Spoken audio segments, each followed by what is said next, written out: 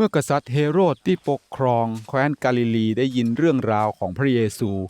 ก็อู้กับหมู่ที่ปรึกษาว่าเขาคนนี้จะต้องเป็นยอนผู้ฮือบัพติศมาเป็นขึ้นจากความตายแฮมเตื้อแน่ๆเขาถึงเนี่ยการอัศจรรย์มูนี้ได้กษัตริย์เฮโรดคิดจะอั้นย้อนว่าตั้นได้ยับยอนเอาเชือกเล็กล่ามไว้ในคอกย้อนหันแก่นางเฮโรเดียสเมียฟิลิปน้องบ่าวของตนซึ่งยอนเกยอู้กับเฮโรดว่า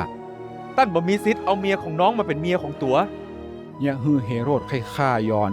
แต่ก็กลัวเจ้าเมืองทั้งหลายที่นับถือยอนว่าเป็นผู้เป็นปากเป็นเสียงแทนพระเจ้าในงานวันเกิดของกษัตริย์เฮโรด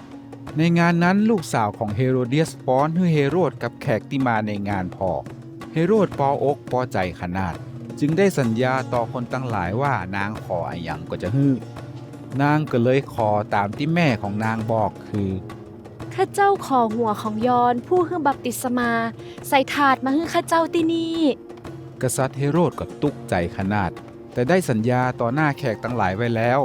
ก็สั่งคนให้เงี่ยตามที่นางขอเฮโรดก็ใช้คนไปกกคอยอนขำในคอกแล้วเอาหัวใส่ถาดมาให้นางคนนั้นแล้วนางก็เอาไปให้แม่ส่วนหมู่สาวกของยอนก็มาหับศพของยอนไปฝังแล้วไปเล่าเรื่องที่เกิดขึ้นนี้ให้พระเยซูฟังเมื่อพระเยซูได้ยินเรื่องของยอนแล้วก็ลงเรือไปที่เงียบๆเป็นส่วนตัวคนตั้งหลายตามเมืองต่างๆหูก็พากันเตียวตัวยพระองค์ไปเมื่อพระเยซูขึ้นจากเรือก็หันคนเป็นจำนวนนักพระองค์ก็รู้สึกเอ็นดูแล้วรักษาคนเป็นพยาธิในหมู่นั้นให้หายตกตอนแรงหมู่สาวกก็มาบอกพระเยซูว่าอาจารย์บัดเดี๋ยวนี้ก็ข้ามนักแกแล้วตามมูนี้ก็ทุรกันดาร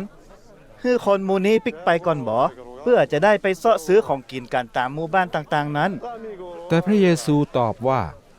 หมู่เขาอยู่กันที่นี่เตอะแต่หมู่ตั้นไปซอกของกินมาเลี้ยงเขาเหียหมู่สาวกตอบว่าที่นี่หมู่เฮามีก้าข้าวหนมปัง5ก้อนกับป่า2ตัวตะอันพระเยซูบอกว่าเอามาให้เฮาที่นี่เหรอพระเยซูสั่งคนตั้งหลายนั่งลงบนหญ้าแล้วหับขนมปัง5ก้อนกับป่า2ตัวนั้นมาแล้วแหงนหน้าขึ้นไปพอฟ้าสวรรค์ขอบพระคุณพระเจ้า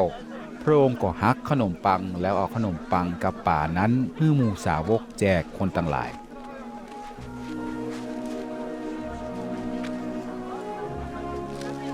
คนตึงมดได้กินอิ่มกู้คนแล้วหมู่สาวกก็เก็บของกินที่เหลือได้12ซาเต็มๆคนที่กินอยู่ที่หั่นมีประจายประมาณ5,000คนไม่ยิงกับละอ่อนบ่ได้นับหลังจากนั้นสักกำพระเยซูก็บอกให้หมู่สาวกลงเรือข้ามฟากไปก่อนส่วนพระองค์ยังอยู่ที่หั่นเพื่อส่งคนต่างหลายปิกบ้านเมื่อส่งคนต่างหลายปิกเมือบ้านหมดแล้วพระองค์ก็ขึ้นไปบนดอยคนเดียวเพื่ออธิษฐาน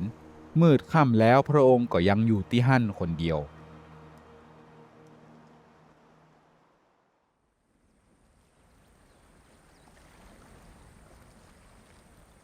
ส่วนเรือของหมู่สาวกได้ออกจากฝั่งไปจัดไก่แล้วกำลังถูกคลื่นลมปัดไปปัดมาย้อนเรือต่อลม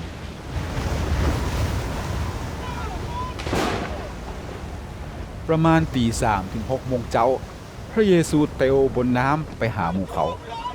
เมื่อหมู่สาวกหันพระองค์เตวมาบนน้ำก็ตกใจกลัวปากันฮ้องเสียงดังว่า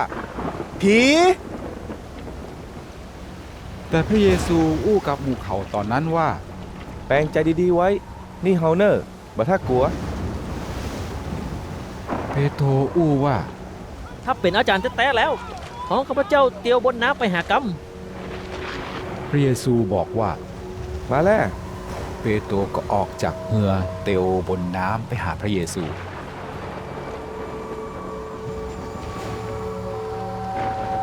แต่เมื่อเปโตรหันคลื่นลมแรงก็กลัว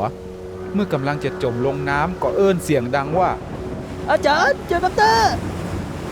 พระเยซูก็ฟังยื่นมือจักตัวเขาไว้อู้ว่าตั้นมีความเชื่อน้อยแต่สงสัยยิ่งหยัง